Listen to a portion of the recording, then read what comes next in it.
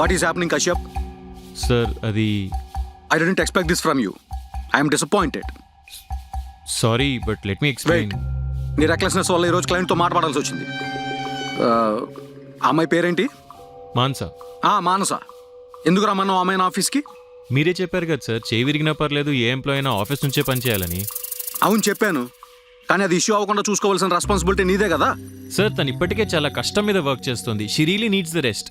అందుకే leave approve చేశాను. కానీ మీరేమో ఫోర్స్ చేసి మళ్ళీ వర్క్కి పిలవమన్నారు. దానికే నేను చాలా రిగ్రెట్ ఫీల్ అవుతున్నాను. ప్రొఫెషనల్ లైఫ్లో ఫీలింగ్స్ పనికిరావు కశ్యప్.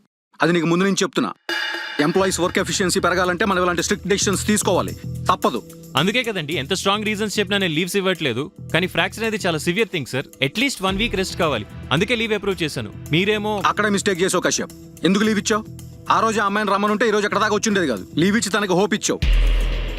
అయినా ప్రతి లీవ్ నేను అప్రూవ్ చేసిన తర్వాత యాక్సెప్ట్ చేయాలని చెప్పానా లేదా నీకు? మీరు ఖచ్చితంగా అప్రూవ్ చేయరు కాబట్టే నేను చేశాను.